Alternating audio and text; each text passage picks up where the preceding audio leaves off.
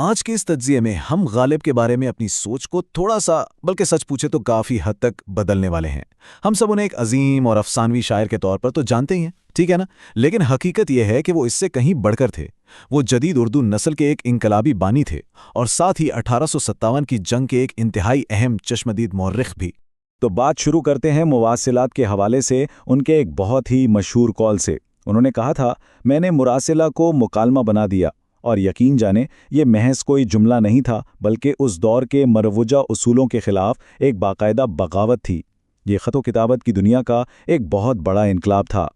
آج کی اس نشست میں ہم بڑی تیزی سے ان موضوعات کا سفر کریں گے: اردو نثر کا نیا دور، پھر مراسلے کا مکالمہ بننا، ان کا شاندار فارسی علمی ورثہ، 1857 کی آنکھوں دیکھی تاریخ، اور آخر میں یہ دیکھیں گے کہ تباہی کے اس دور میں غالب کا قلم کیسے چلتا رہا۔ تو چلیے آگے بڑھتے ہیں۔ پہلا حصہ، اردو نثر کا نیا دور۔ غالب کی اس کمال کی جدت پسندی کو سمجھنے کے لیے ضروری ہے کہ ہم 19ویں صدی کی اس لسانی الجھن کو سمجھیں جو اس وقت ایک بہت بڑا مسئلہ تھی۔ اس وقت ہوتا یہ تھا کہ خط لکھنا یا کوئی بھی نثر لکھنا اپنے مشکل الفاظ جھاڑنے اور ہم کافیہ جملے بنانے کا ایک مقابلہ سا لگتا تھا۔ ہر بات کو جان بوجھ کر مسجع اور مقفع بنایا جاتا تھا۔ اب سوچئے، روزمرہ کی عام سی بات چیت میں اگر اتنے تکلفات آ جائیں تو تحریر کتنی غیر فطری اور بے جان ہو جائے گی۔ اس میں سے اصل جذبات تو بالکل ہی غائب ہو جاتے تھے۔ دوسرا حصہ، مراسلے سے مکالمہ۔ اب دیکھتے ہیں کہ غالب نے اکیلے اس رسمی اور خشک طرز تحریر کا کتنا خوبصورت اور سیدھا سا حل نکالا۔ ذرا اس فرق کو محسوس کریں۔ ایک طرف وہ روایتی خطوط جن کا آدھا صفحہ تو صرف لمبے چوڑے القابات اور خوشامد سے بھرا ہوتا تھا، اور دوسری طرف غالب جنہوں نے اس ساری بناوٹ کو ایک جھٹکے میں صاف کر دیا۔ انہوں نے براہ راست اور دل سے نکلنے والے سادے الفاظ متعارف کرائے، بس سیدھا سیدھا بھائی جان یا میر جان۔ کتنا ریفریشنگ انداز تھا یہ۔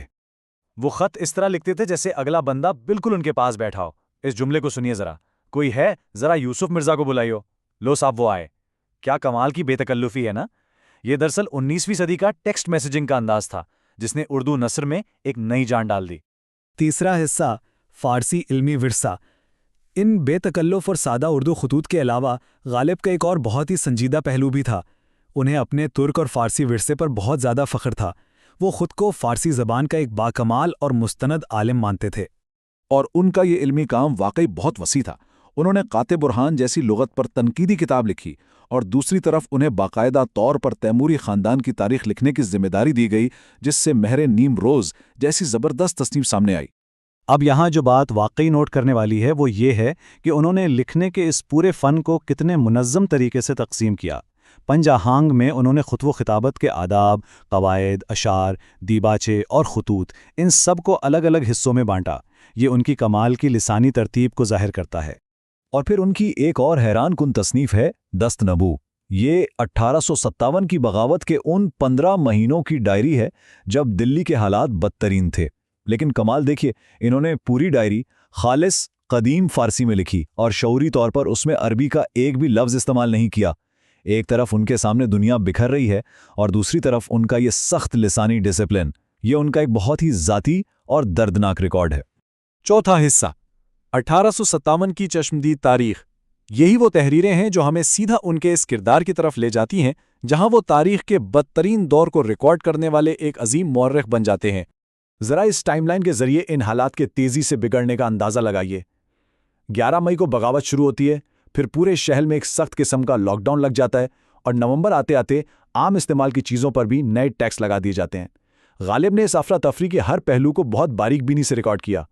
ہم اکثر سنتے ہیں نا کہ تاریخ ہمیشہ فاتح لکھتے ہیں۔ 1857 کی تاریخ بھی زیادہ تر برطانوی نقطہ نظر سے ہی لکھی گئی، لیکن غالب کے نجی خطوط ہمیں گراؤنڈ کی اصل حقیقت دکھاتے ہیں، ایک بالکل غیر جانبدار منظر۔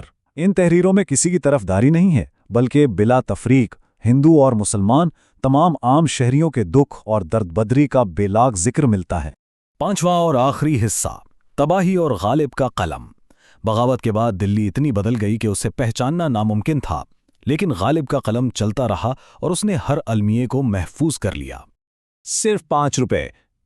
ذرا سوچئے، یہ ایک عدد اس وقت کے عمرہ کی مکمل معاشی تباہی کی کیسی ہولناک تصویر کشی کرتا ہے۔ غالب بہت دکھ سے بتاتے ہیں کہ جو لوگ کبھی شاہی خاندان کا حصہ ہوا کرتے تھے وہ اب محض 5 روپے ماہانہ کی پینشن پر زندگی گزارنے پر مجبور ہو گئے تھے۔ اور تباہی صرف پیسوں کی نہیں تھی بلکہ پوری کی پوری ثقافت مٹائی جا رہی تھی۔ غالب لکھتے ہیں کہ کس طرح آغا باقر کے امام باڑے جیسی تاریخی عمارتوں اور برسوں پرانے محفلوں کے مقامات کو نئی سڑکیں اور ملٹری بیرکس بنانے کے لیے بالکل زمین بوس کر دیا گیا۔ یہ لفظی معنوں میں دلی کی تاریخ کو مٹانے کا عمل تھا۔ لیکن اتنی گہری تاریکی اور نا امیدی میں بھی غالب کی وہ خاص حصے مزہ کہیں نہ کہیں سے جھلک ہی پڑتی تھی۔ وہ بتاتے ہیں کہ کیسے ایک بے حس بیوروکریسی کے چلتے حافظ ممو نامی شخص کو اس کی اپنی جائیداد سے محروم کر دیا گیا، صرف اس لیے کیونکہ جج کو اس کا عرفی نام ہی سمجھ نہیں آیا۔ یہ ناانصافی اور بیوروکریسی کی حماقت پر ایک بہت ہی تلخ سی مسکراہٹ تھی۔ یہاں تک کہ انہوں نے ایک انتہائی شریر بندر کا بھی ذکر کیا ہے، ایک ہاتھی جیسے بڑے جسم والا بندر جو اس ویران شہر میں گھومتا تھا اور ان گھروں کی بچی کھچی دیواروں کو ہلا ہلا کر گرا دیتا تھا جو بمشکل کھڑی تھی۔ اتنے بڑے المیے کے بیچ میں بھی ایک ایسی مزاحیہ مگر تکلیف دہ بات نوٹ کرنا واقعی صرف غالب ہی کا کام تھا۔ تو یہ سب جاننے کے بعد ہمارے ذہن میں ایک بہت ہی گہرا سوال پیدا ہوتا ہے، اگر غالب نے صرف شاعری کی ہوتی، اگر وہ محض غزلوں تک محدود رہتے، تو 1857 کے کھنڈرات میں دلی کی کتنی سچی اور بڑی تاریخ ہمیشہ کے لیے دفن ہو جاتی۔ ان کے خطوط اور نثر نے صرف زبان کو ہی نہیں بدلا بلکہ اس تاریخ کو ہمیشہ کے لیے امر کر دیا، اور یقیناً یہ بات ہمیں غالب کو ایک بالکل نئے اور وسیع زاویے سے دیکھنے پر مجبور کرتی ہے۔